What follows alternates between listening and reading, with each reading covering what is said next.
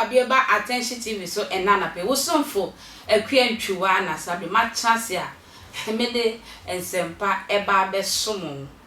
Na me ka say Dumako esomase eye NWK service for esomase e decide dumedi ebro. Some omoye nema efa ye duane sam ho de. Wedding cake, birthday cakes, the Mr. Pastries are hodro. Omo de beba do sopu ama o campaign so akoma ato ye open kwan papa aya na nkatin kwan ba odi na afa ye de bia nwa de ne de. Entisa o ya enwa pato from 0548302985 0548302985 Sanso na Obatampa Travel and Tour Agency for so esomase kutu je se kutu pa a medicine sembramba cho Obatampa wakwantu ho sem jojo a je se wahala bi anim wahala bi ani sa akwantu sem a wasombe do beko baby a opese ukọ jojo dia fre Obatampa ewo line na egu screen nani na oni amundi insawo enfre wakwantu Obatampa also be travel everywhere omodo beko baby a pese ukobia na we enkra kro se be ye mu bejo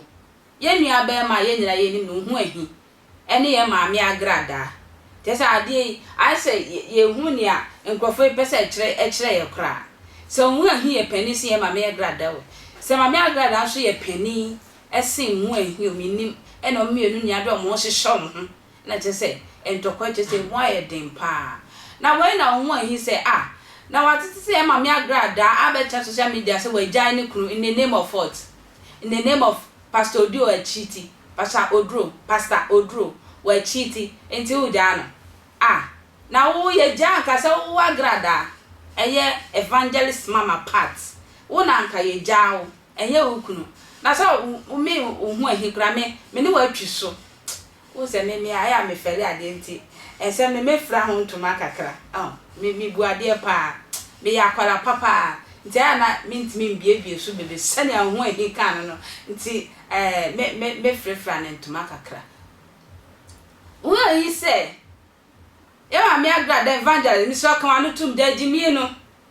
sa no kan no o si da jimi no na wo me ni wa atwuso a kire se wo hu se oba de be ma ehie ma obi wa no pese oba kotitin yare bi o ze si ayare adoso yo go no ho yo esi wo ho yo syphilis wo ho je se yo bon yare ahodo a na je se maami Agradaa no hu ahi nyina se o mu pese o metiti sa yare nyina bi nti na je se utie hu ahi kasem a ye maami Agradaa ba onu ankasa etwusu onu ankasa condom aye ni taste onu ankasa etwusu condom a onu mama part evangelist epe na wo de aba Mesro na wo de aye adwuma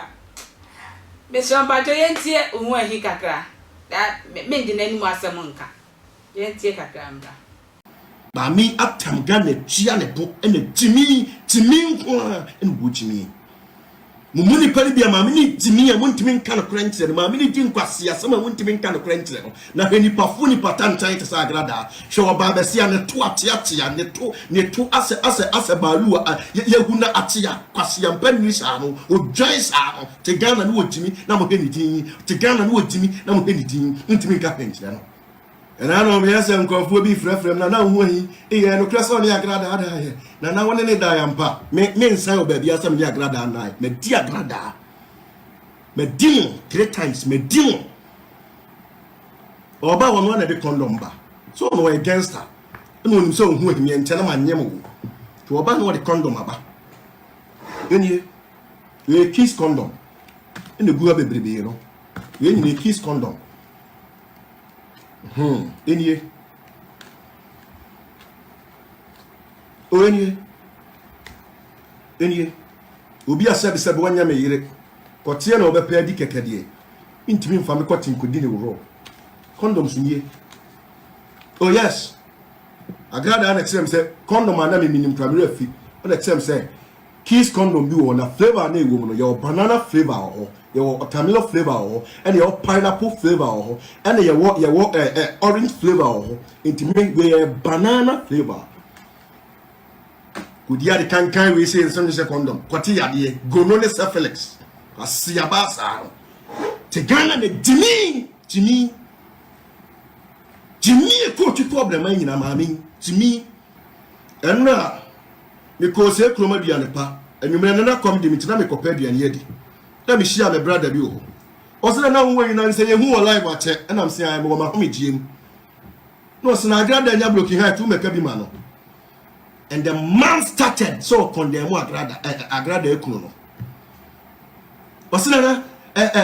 oba be ka bi ma Agradaa wate say we me so ka no kre wonye common fight oba be ka bi ma Agradaa na me say me be ka bi ma Agradaa nye problem ma me o enye problem listen me be ka bi ma Agradaa no enye problem ma me o but one thing me say osofo ye fe no duro kwantia na wona kan Agradaa na konfusi ko bokro no ko bunkofo ba wona di tuo tina ho kan no de man wo kom ne di wo fam no so wabusuani no no a anase se ye wona towa ka ebia nka by now ka wona madurawu abona ye fe no dan no emfifireti ne pa o nanso because of enwina kata ne honi nti obi anhunu oh yes Mr. Likodo Cranting or 2 no and yes omreu or brepa or sofa nanso onye okamafo nkana samanchire no obi si ana o kope oba adentina wo yire ensam na wasa wo dekọ o kwasa wo yire atra wo girlfriend o kwasa wo yire atra wo side chick wa wo kasa asam no bia wo ya boa I am telling you today wa wo kasa asam no bia wo ya boa etinka papa ne di me dia manya me tu be mwana nko awu me da se oje bre etwe me mama part evangelist mama wo mo say we are having fun this platform social media so mama akoye say o ya don ho ahyehye nkwala yi ai mama say ne Hoahi kan say ya mpa mama ni nyina ogu wani mu asio mama ye pe wasempa kama sro sanka babia nyame apagya wakodu asesi a evangelist da odin so die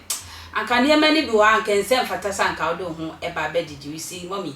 akwai se abaye de botachi no ye de boba mama onso de ye omo no so nya wa no mo so de bi ye den sampan kama so sanka wo de beyi wani kakra masa enkwala ni sebe ho agore ya omo de social media nanka wahwe so aye nyame dwuma na wafrɛ no na me ka se oba tampa travel and tour agency for na aso masin edi dwumadi kama